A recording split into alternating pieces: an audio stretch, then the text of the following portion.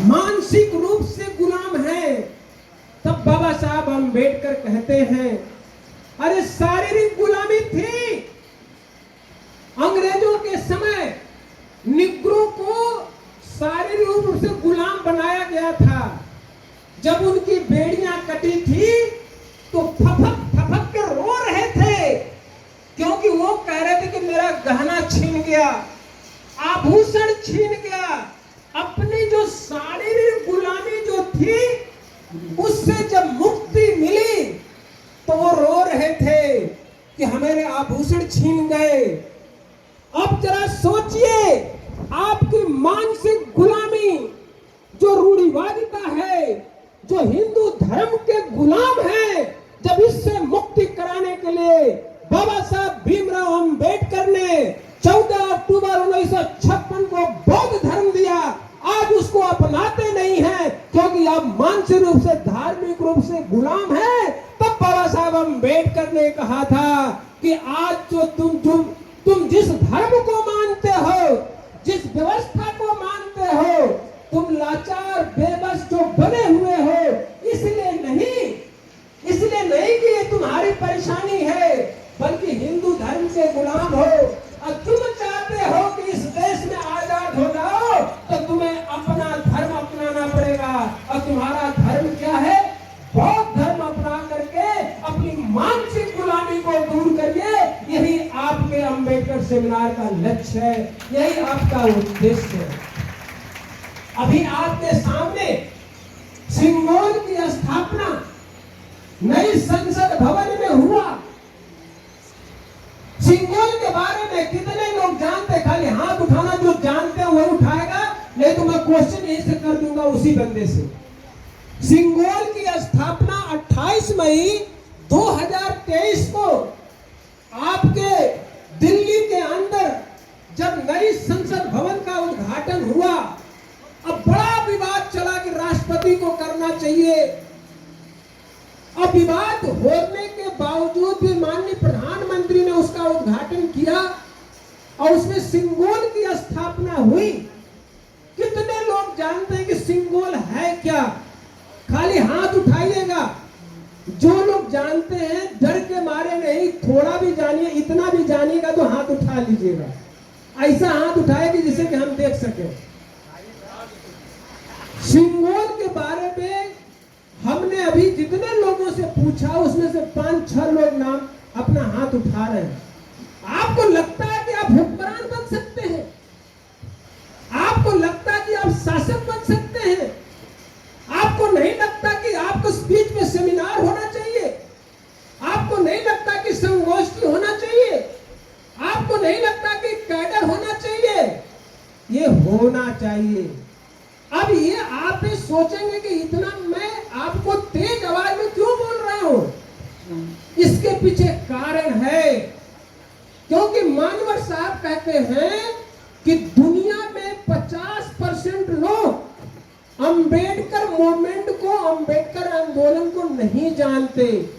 जब वो नहीं जानते तो आपके दुश्मन लोग आपके अज्ञानता का लाभ उठा करके आपके ऊपर शासन करते हैं।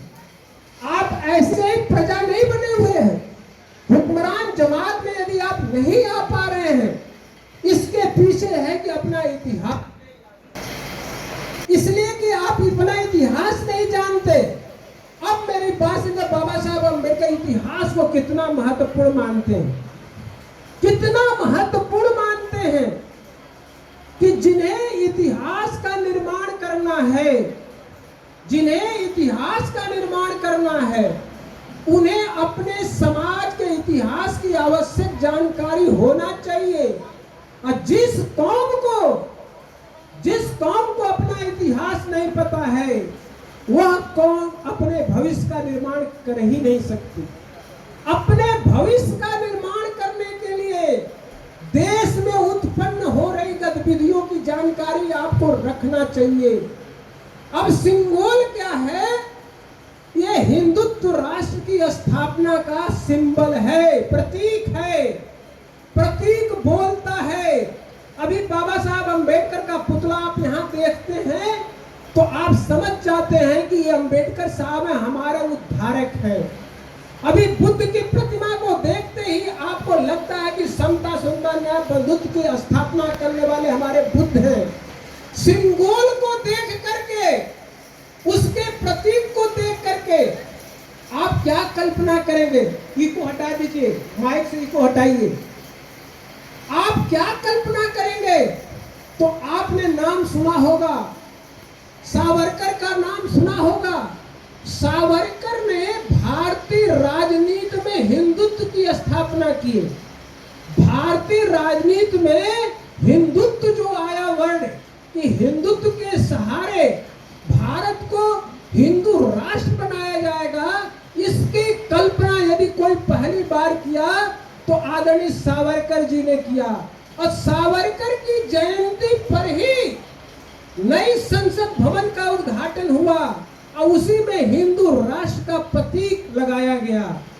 और जो हिंदू राष्ट्र का प्रतीक लगाया गया तो आप लोगों ने कितना विरोध किया। जब हिंदू राष्ट्र बनेगा तो आप जरा सोचिए कि उसकी कल्पना करिए कि गले में मटका आएगा, कमर में झाड़ू आएगा, बोलने पर जिह्वा काट ली जाएगी, सुनने में कान का रांगा पिला दिया जाएगा। यह है हिंदू राष्ट्र में मनुस्मृति लागू होना। इतनी बड़ी जो घटना हुई, अब घटना हुई तो आप ये सोचते हैं कि आखिर लोगों ने बोला क्यों नहीं? क्यों नहीं बोला? अंबेडकर साहब ने तो आपको दो मंत्र दिया, दो बातें बताया कि इस देश का मैंने तुमको वोट का राइट दे दिया। One man one vote, one vote one value का अधिकार दे दिया। और उन्होंने कहा कि तुम इस देश के राजनीतिक सत्ता में हुक्मरान बनना। उन्होंने ये कह दिया। और दूसरा बात उन्होंने, बाबा साहब अंबेडकर ने कहा कि तुम नीच नहीं हो, तुम अछूत नहीं हो, तुम अस्पृश्य नहीं हो, तुम दलित नहीं हो, अरे तुम तो इस देश के मूल निवासी बौद्ध हो। ये बाबा साहब अंबेडकर ने संदेश आपको दे दिया। अब ये दो चीजों को आप किस रूप में लेते हैं? आप वोट देते हैं, आप अपने वोट की कीमत समझते हैं, लेकिन हुक्मरान नहीं बन पाते हैं। हुक्मरान बनने के लिए बाबा साहब अंबेडकर ने अपने समय शेड्यूल कास्ट फेडरेशन चलाया। बहुजन नायक कांसी राम साहब ने पीएसपी बनाई। वो राजनीतिक आपको मार्ग दे दिया गया। अब बुद्ध धर्म का भी मार्ग दे दिया गया। लेकिन जब बाबा साहब अंबेडकर का संविधान लागू है और आप कहते भी हैं कि भारतीय संविधान लागू है, तो हमारे हक अधिकार को कोई छीन नहीं सकता। तो ये तब नहीं छीन सकता जब आप जगे रहेंगे। जब आप सो जाएंगे तो चोर चुरा ले जाएगा सब सामान। जब आप जगे रहेंगे, पहरेदारी करेंगे, जब इतिहास जानेंगे, तभी तो इतिहास की रक्षा करेंगे।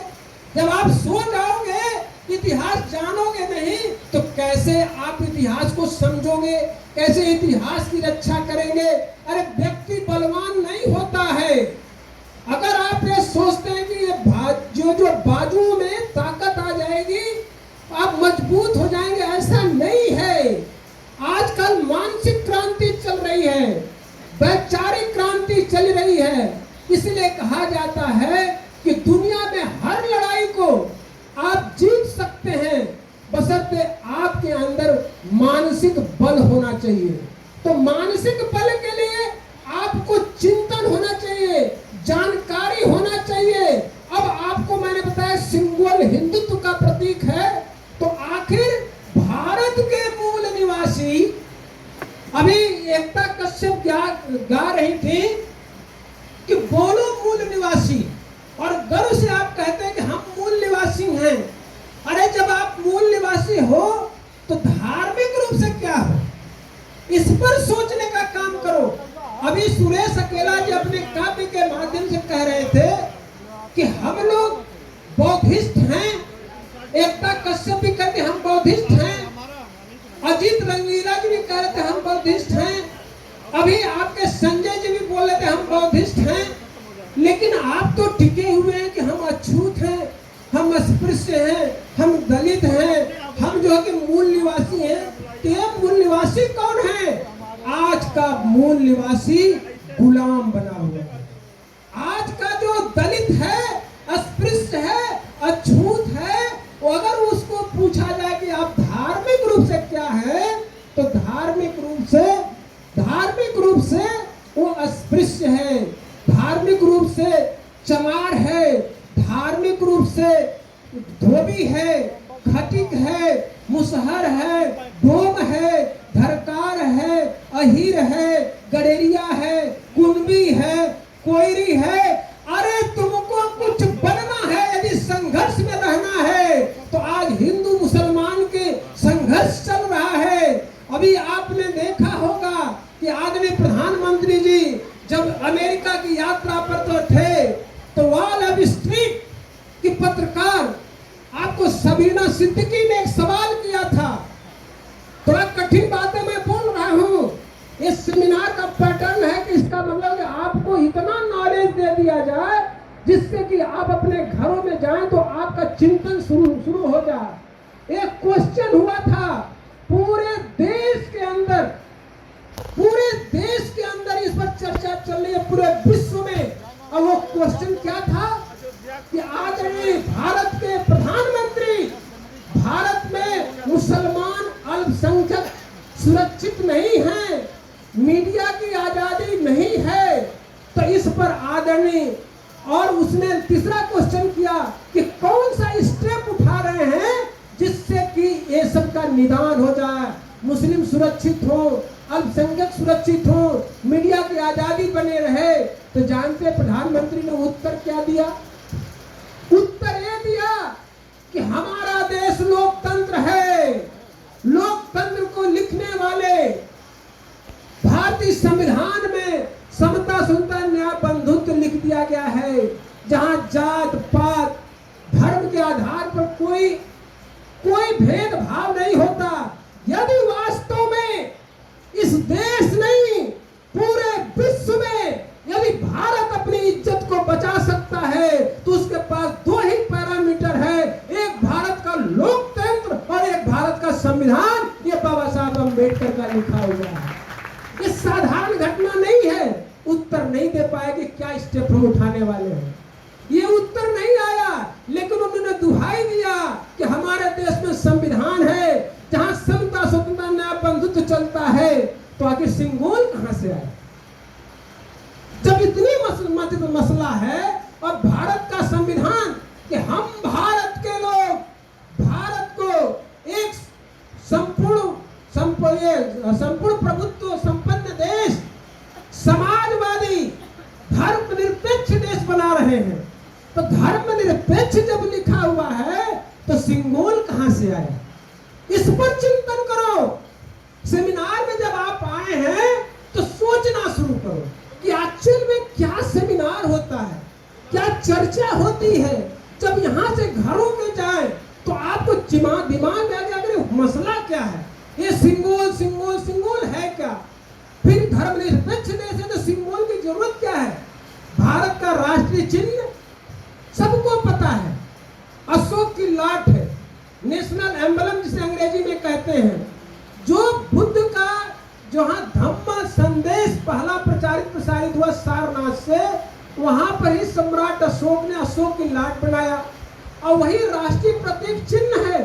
फिर आपके सिंगोल क्यों लाया गया?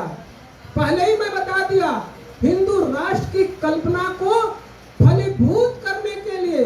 तो फिर विरोध क्यों नहीं हुआ? क्योंकि आप हिंदू बने हुए हो। अब आप ये कहोगे मैं तो हिंदू नहीं हूं। अब ध्यान से बात सुनिएगा। अब ये इतने नॉलेजेबल बात हो रही है, ज्ञानवर्धक बातें हो रही है। अगर मेरे चेहरे पर ध्यान नहीं दिया, अगर मेरे चेहरे पर टुकुर नहीं देखा, एक भी शब्द समझ में नहीं आएगा।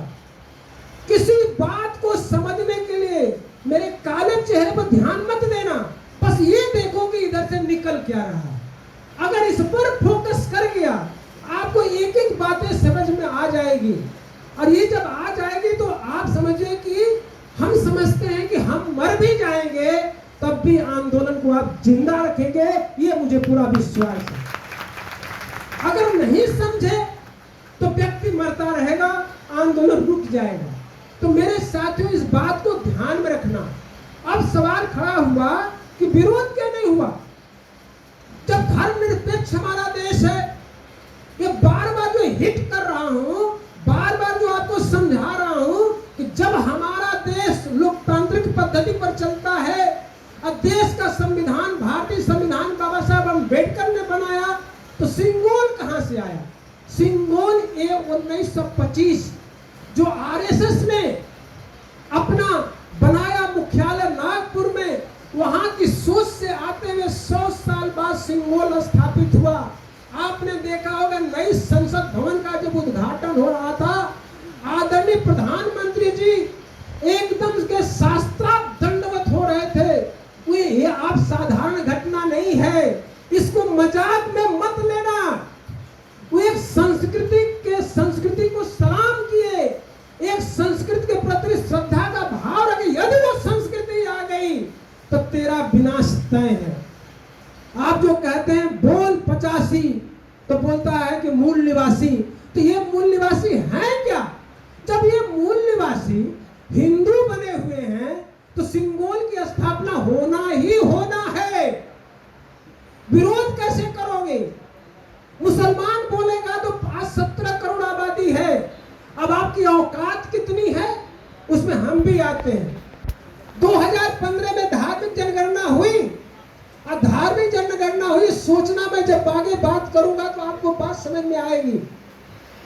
2015 में धार्मिक जनगणना आई, और धार्मिक जब जनगणना आई तो इस देश की हिंदुओं की आबादी 97 करोड़, 97 करोड़, मुसलमानों की आबादी 17.5 करोड़, सिखों की आबादी 2.5 करोड़, आपके बौद्धों की आबादी 84 लाख, बिलो 1 करोड़। हम लोग 1 करोड़ के नीचे हैं, और ये मूल निवासी हैं जिनकी संख्या 85% है। अगर 135 करोड़ की आबादी आज के डेट के अंदर है, उसका 85% मान लीजिए लगभग हम लोग 100 करोड़ की आबादी है।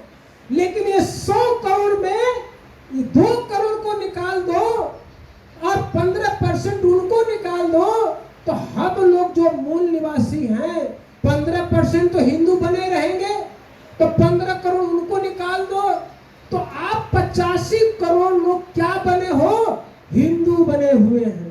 हिंदू जब तक बने हुए हो, सिंगोल की स्थापना होती रहेगी और तुम टुकुर टुकुर लाचार बेबस की तरफ देखते रहोगे। यदि चाहते हो, यदि तुम्हारे अंदर ऊर्जा है, वो चाहते हो कि भारतीय संविधान कभी खतरे में ना आवे, तो इन मूल निवासियों को क्या करना है और क्या हो रहा है? अब आप ये कहें कि हम शासक हो जाएंगे तो हम बदल देंगे। आपको यही सोच रहे होंगे, अरे क्या करें, अब शासक हो जाएंगे तो बदल देंगे। तो मैं गिना रहा हूं शासक कौन कौन लोग हैं। आपके तेलंगाना के आदरणीय केसीआर जी बैकवर्ड क्लास के हैं, मूल निवासी हैं, धार्मिक रूप से क्या है? हिंदू हैं। ध्यान देना, आप क्यों मसला गड़बड़ाया हुआ है? धार्मिक रूप से हिंदू हैं। तेलंगाना का मैंने गिना दिया, अब मैं गिना रहा हूं आंध्र प्रदेश का। आंध्र प्रदेश का जेएस रेड्डी भी ओबीसी हैं, मूल निवासी हैं, धार्मिक रूप से क्या है? हिंदू हैं। अब दूसरा स्टेट का नाम लेते हैं, कर्नाटका। सिद्धारमैया जाति के गलेरिया हैं, ओबीसी हैं, मूल निवासी हैं, धार्मिक रूप से हिंदू हैं। अब आ जाइए तमिलनाडु। तमिलनाडु के प्रधान मुख्यमंत्री स्टालिन जी ओबीसी हैं, धार्मिक रूप से हिंदू हैं। अब आ जाओ केरला में, पूछो 5 स्टेट गिरा दिया, अब केरला का हो। केरला के हैं विजयन जी मुख्यमंत्री, वो नास्तिक आदमी है। वो नास्तिक आदमी है, और जिस प्रांत का नास्तिक आदमी 50% पढ़े लिखे लोग हैं। आप जरा सोचो, आप जरा सोचना, वो नास्तिक हैं। अब आओ, अभी तो मैं बोला 5 स्टेट का नाम, उत्तर प्रदेश की बात छोड़ के बाद में गिनाऊंगा। अभी मैं आ रहा हूं ओबीसी मुख्यमंत्री शासन, कहते हैं ना कि शासन सत्ता आ जाएगी तो हम अपना सिंबल को बदल देंगे, अपने संविधान को रक्षा करेंगे। अरे पहले आप धार्मिक रूप से क्या हो। अब आओ मुख्यमंत्री बिहार नीतीश कुमार, जात के कुर्मी, धार्मिक रूप से हिंदू। आदरणीय बघेला जी जो छत्तीसगढ़ के मुख्यमंत्री हैं और आप ओबीसी हैं, धार्मिक रूप से हिंदू हैं। अब आओ झारखंड, शिबू सोरेन जात के हैं, शेड्यूल ट्राइब, लेकिन धार्मिक रूप से हिंदू हैं। जब तक तुम हिंदू बन के आंदोलन चलाते रहोगे, तुम्हारा आंदोलन कामयाब नहीं होगा, क्योंकि तुमने सिंबल को इसलिए विरोध नहीं, किसी ने विरोध नहीं किया, किसी ने नहीं किया। किस मुंह से करते? जब धार्मिक रूप से जब हिंदू ही हो तो भला एक हिंदू दूसरे हिंदू का विरोध क्यों करेगा? कैसे करेगा? मुंह पर जूता नहीं मारा जाएगा? अरे तुम भी हिंदू, हिंदू राष्ट्र यदि हमने सिंबल अगर स्थापित किया है तो तुम्हें बुरा क्यों लग रहा है? तो जब तक आप हिंदू बने रहेंगे, भारतीय संविधान पर खतरा मंडराता रहेगा। आपको लगेगा, आपको महसूस होगा कि बुखार खत्म हो गया, लेकिन बुखार ऊपर से उतर जाने का मसला नहीं है। बुखार तो एक बीमारी का संकेत होता है। वो जो है आपका टाइफाइड भी हो सकता है, कैंसर भी हो सकता है, टीबी भी हो सकता है। अरे पूरे देश में भारतीय संविधान को बचाने की और शासन सत्ता को अपने हाथ में लेने की, अब बुद्ध अम्बेडकर फूले साहू की विचारधारा को स्थापित करने के लिए तुम्हें गर्व से कहना पड़ेगा कि हम मूल निवासी बौद्ध हैं, तभी बाबा साहब अम्बेडकर के सिद्धांत की परिकल्पना पूरी होगी। अब आप एक क्वेश्चन करेंगे, अभी तो आपने अभी 5-7 चीफ मिनिस्टर का नाम बताया जो सिटिंग है, जो वर्तमान में है। अगर ये लोग नहीं बोले तो हम क्या करें? और ये क्वेश्चन और मन में हो रहा होगा तो आपका क्वेश्चन हम ही हल कर देते हैं। आप बहन मायावती जी के बारे में सोच रहे होंगे कि आखिर सबका गिना दिया, कुछ पूर्व मुख्यमंत्रियों का नाम गिना दीजिए। बहन मायावती जी जाति की शेड्यूल कास्ट हैं, धार्मिक रूप से हिंदू हैं, क्या आंदोलन चलेगा? बाबा साहब अम्बेडकर ने बौद्ध धर्म ले लिया, हमारे नेता लोग बौद्ध धर्म नहीं ले रहे हैं, क्रांति कैसे आएगी? और बहुजन नायक कांशीराम साहब का नाम सुना होगा, अब उनका मैं धर्म बताने जा रहा हूं। बहुजन नायक मानवर कांशीराम साहब ने मई 2002 में और मार्च 2002 में घोषणा किया था नागपुर में कि हमारा आंदोलन बौद्ध में भारत बनाने का है। लेकिन उन्होंने कहा कि मैं बौद्ध में भारत बनाऊंगा, जो बाबा साहब अम्बेडकर का सपना था। तब उन्होंने एक संकल्प लिया और एक रास्ता बताया, रणनीति भी बताया और रास्ता भी बताया। तो उन्होंने रणनीति क्या बताया और रास्ता क्या बताया और दर्शन क्या बताया? उन्होंने कहा कि राज बिना धर्म नहीं और धर्म बिना राज नहीं। जिसकी राज सत्ता होती है उसी की धर्म सत्ता होती है, और जिसकी धर्म सत्ता होती है उसी की राज सत्ता होती है।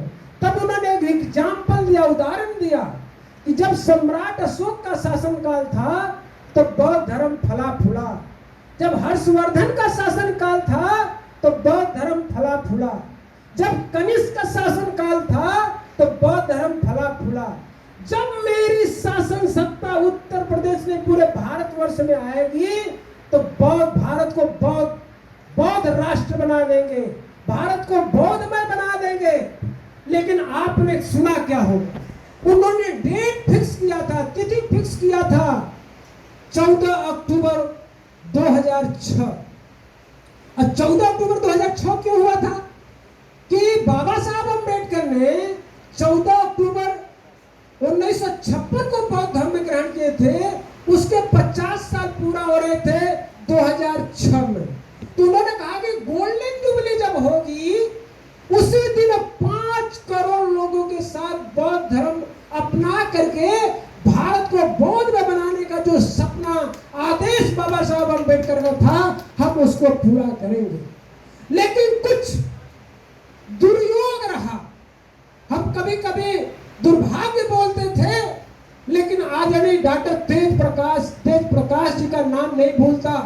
मैं लालगंज में मीटिंग करके मैं जा रहा था, उन्होंने कहा कि साहब दुर्भाग्य नहीं, एक्चुअल में हम लोगों को दुर्योग बोलना चाहिए, क्योंकि दुर्योग तो ठीक है, दुर्भाग्य तो हो जाता है, सौभाग्य और भाग्य से हो जाता है। तो आदरणीय तेज प्रकाश जी कहीं भी हो, खड़ा हो जाओ एक बार जरा, मैं चाहता हूं, मुझे आपने वो शब्द दिया है, जोरदार तालियों से डॉक्टर तेज प्रकाश जी का स्वागत करें। अब इसलिए आज तक मरते दम तक नहीं भूलेगा, मैं दुर्भाग्य सौभाग्य नहीं बोलता। तब इन्होंने मेरे को सिखाया कि साहब संयोग होता है या दुर्योग होता है।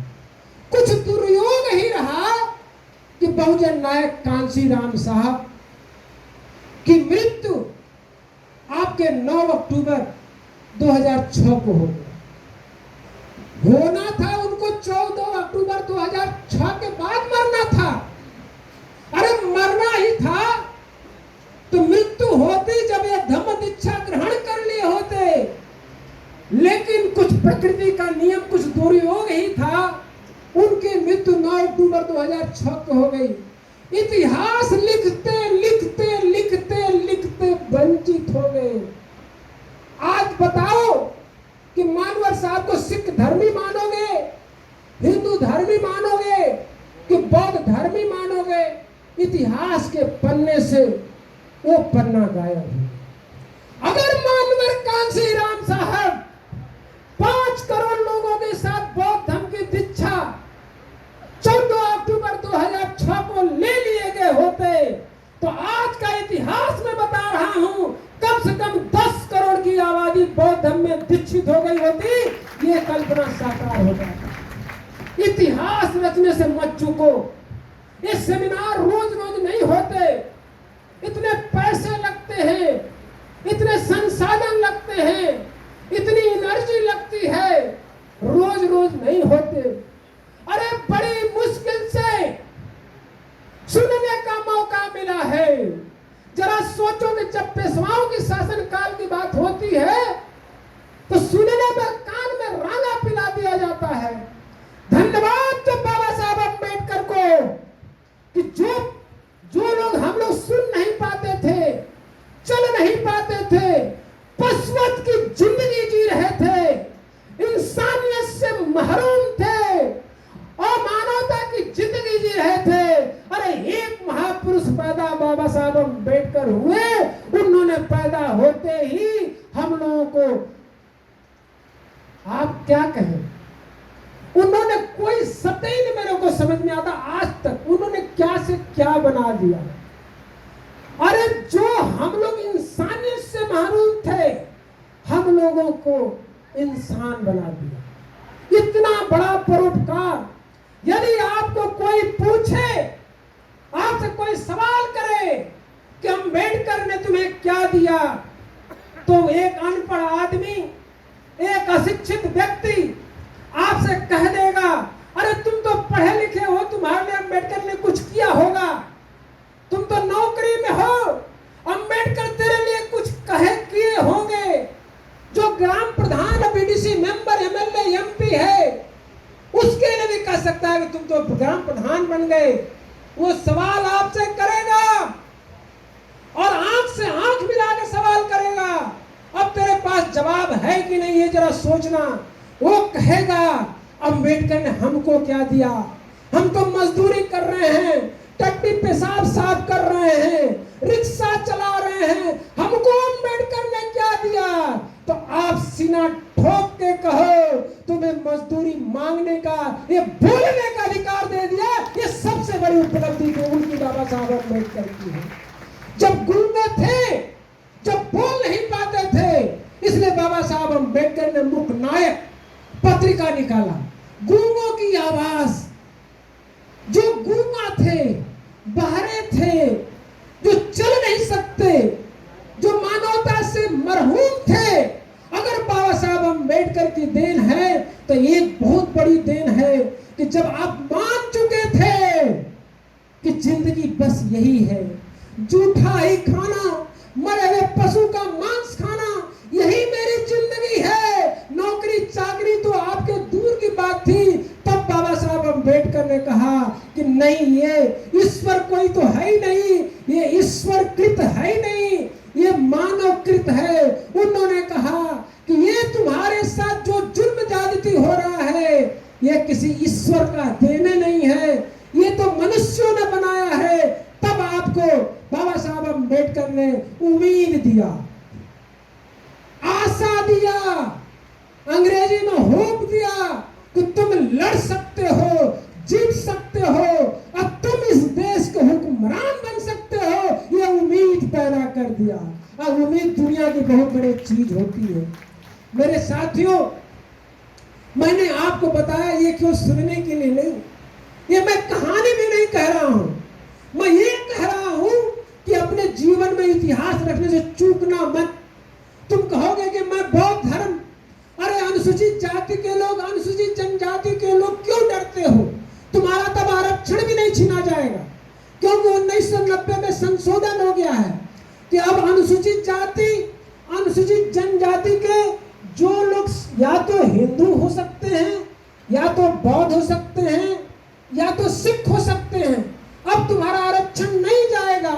इसलिए 35 करोड़ की आबादी, 35 करोड़ की आबादी एक झटके में बाबा साहब अम्बेडकर के सपने को पूरा करते हुए बौद्ध धर्म अपना करके 100 करोड़ की आबादी में से जो हिंदुओं की आबादी काउंट हो रही है, उसमें से 35 करोड़ कम करने की क्षमता रखते हो। ये है तुम्हारा आंदोलन।